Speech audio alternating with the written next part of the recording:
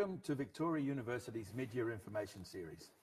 Tonight we'll discuss the benefits of studying engineering at VU under our revolutionary first-year model, and we'll answer any questions you might have in relation to that and to mid-year enrolment. I'm John Weldon, Head of Curriculum in our first-year college, and with me tonight, live from VU's TV studio, we have Tin Yuen. Tin is currently head of the VU Academy for Social Change and Leadership and is an academic in the first-year college. Welcome, Tin. Thank you. It's a pleasure to be here. Great. And also we have Cody Sozansky. Cody is currently studying a bachelor's degree in construction management. Welcome, Cody. Thanks. Okay, so let's start with you, Tin. The first-year model, what makes that so revolutionary? Well, look, I think it's revolutionary for a number of reasons. And primarily it's because it really addresses the fundamental deficits in the traditional model. And I'll give you 3 examples. The first one is that it takes away all of those bottlenecks about assessment. With one subject at a time, you only have to deal with one assessment at a time. So you don't have to deal with 2 or 3 assignments due at the same time. And of course, we know that that creates a lot of stress for students. Students who are stressed don't do as well and they're less productive. So that's one good thing about the block mode. The second one is that because it's condensed into 4 weeks, the assessments are closer together, which means that the students are on top of their work and their studies and their assessments much better. And it removes the procrastination that occurs when you've got assessments 3, 4, 5, 6 weeks away. The third one, I think, is when the unit is condensed, right, students are more focused on it, so we get higher productivity in there. So and all of that contributes to producing better outcomes for our students, and I think that's revolutionary. Great, and it's not just the taking of the old 12-week model and squashing it into 4 weeks, is it? They've been completely reimagined. That's right, that's right. So in the 4 weeks, we've had to change how we assess students and how we deliver the content to make it seamless for students, but also manageable for students. And so in some of the subjects, the assessments have been made smaller and easier, so it's like chunked and bite-sized, so that students can progress through each day. They know how they're going instead of having to wait a week or 2 to know their progress.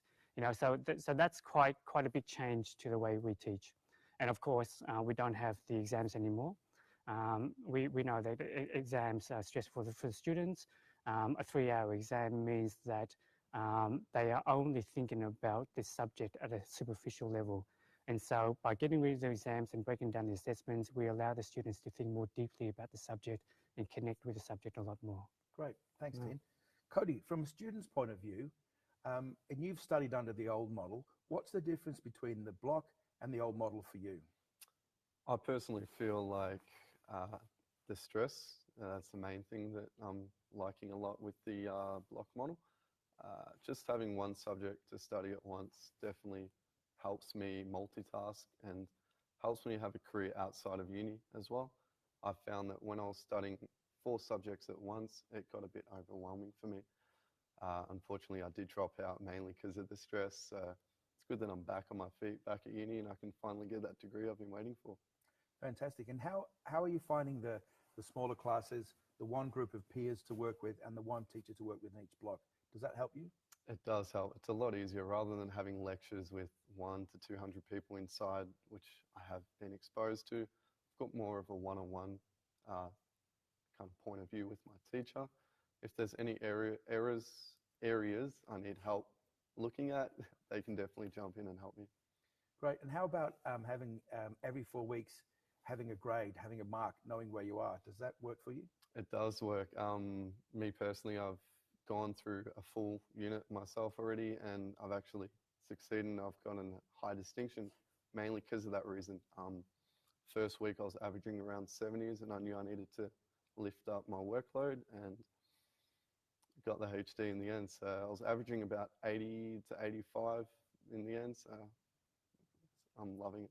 That's great.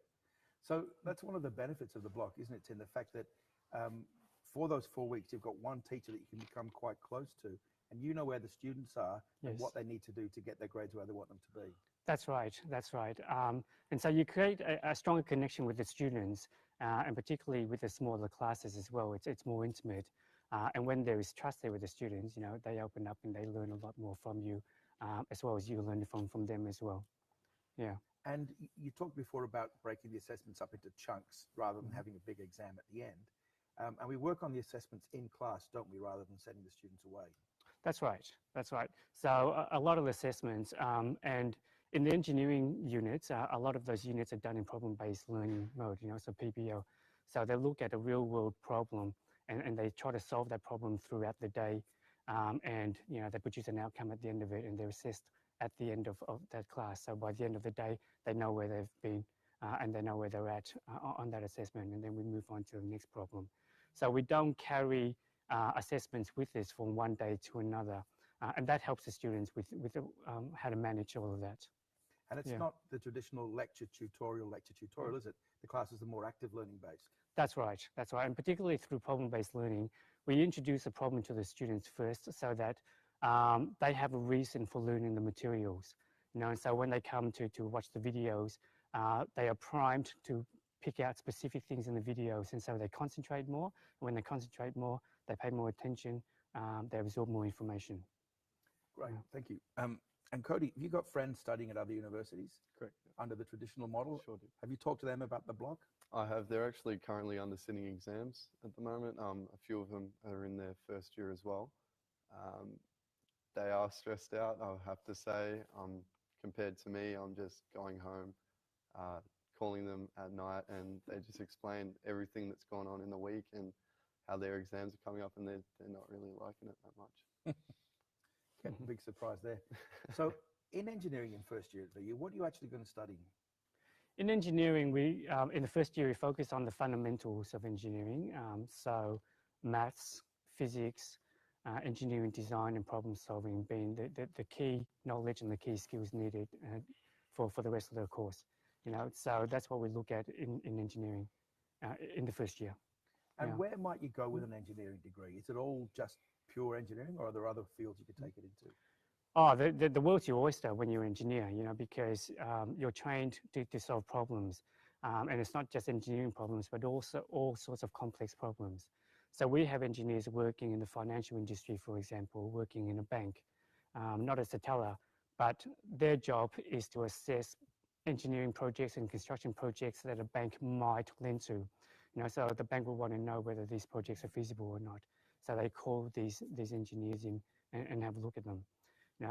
Engineering is, and particularly construction at the moment, is a massive growing industry.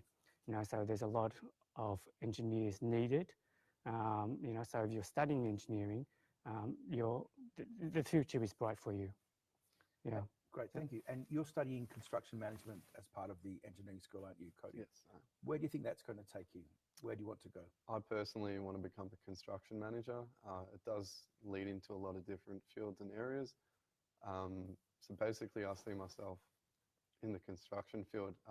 Originally, I was doing engineering, but I have moved to construction, and I do see a really good future in that one. So that's fantastic. What I'm looking at.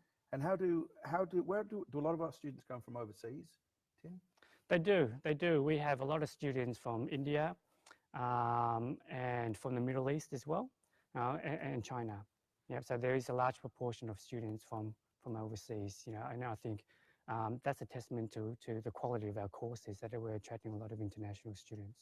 That's great. And where do our graduates go? How do they fare in the marketplace? They fare fairly well.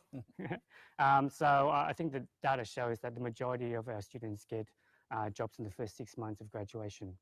So that's a good indicator. Yeah. That's great. And what sort of industry connections will they get to work with as they progress through their degree? So a lot of our courses, we have strong connection with companies locally as well as internationally. Our students do a 12-week placement as a part of their course, so they go out there and they get some real-world experience. And often those companies will use the placements as a recruitment process, and our students end up working there as well. That's great. Yeah. Cody, to come back to you, does it help you having a small group of classmates that you get to know? Does it give you a sense of belonging, and does that help with your studies? It does. I do admit it does help having a smaller classroom. Right now, partnering with 2 other guys, We've got a nice Facebook group going on, and we're just all communicating. We're actually coming really close as friends. So being able to study and also build friendships like the way I have quite easily, it definitely does go towards my study and makes it so much easier. That's great. Okay, Tin, let me just see. We've got a question here that I think we've just had sent in. So one of the things with engineering is you're going to be working in industry, so there's lots of hands-on stuff. How do we ensure that what we're doing in the classroom is setting up students for that kind of hands-on practical experience? Well, at VU, there is an emphasis on the hands-on learning and the practical learning. So some of that is industry projects. So the capstone projects, for example, at the end of the course is all industry-based or mostly industry-based. But we also do problem-based learning, in which the students learn the content through a real-life application, rather than just studying the theory. They'll see how the theory is applied. That's great. And Cody, you're you're doing this hands-on engineering learning, but you're also working here as a student ambassador, aren't you? Yes, What does that involve? So being a student ambassador, I actually go out to high schools in particular, and we just set up a nice VU stand, and we explain the first year model to future students. We explain all the courses that they want to get into and how they can do that. Basically, it's really good hands-on meeting people and just explaining why I love VU so much, just being able to do that to other students. And what's the reception you're getting out there in relation to the first year model? That's the main turning point. So basically, if I was to have someone come up to me, I'll just talk to them, hey, how are you? What course are you looking at? The thing that VU stands out that other unis don't is this first year model. So I explain it to them. I'm like, hey, look, what we use is juggling balls. If you can juggle 3, that's cool. How about you just juggle 1 now? It's the exact same type thing. So that's what we explain, and they actually love it. That's a very good metaphor. I must remember that one. So Tin, you can enroll in engineering in mid-year, can't you, at VU? Yes, you can. That's right. Yep. And if you do, you'll still be able to finish in 4 years. Fantastic. Okay, let's see if there's any more questions here. What are the different specializations in engineering? That's another question. Yeah, okay. Just come through. Yep. So at VU, we have electrical engineering, mechanical engineering, civil engineering. So I've said mechanical engineering, civil engineering, as well as construction management, which has a strong engineering element to it. We used to have a building engineering course, so that's where the construction management came from, as well as architectural engineering. Fantastic. Yeah. Okay, well, look, I think we might wrap it up there. Thank you very much for coming in tonight, guys. Thanks for being part of our engineering Facebook live session. Mid-year applications for our engineering course close on the 15th of July. So if you'd like more information on the first year model, or you'd like to book a face-to-face consultation or a live chat session to talk about engineering at VU, hit the link which will be pinned in the comment section on our Facebook page very soon. And coming up next at 6:30, we'll be looking at VU's Master of Sport Business and Integrity and Master of Sports Science.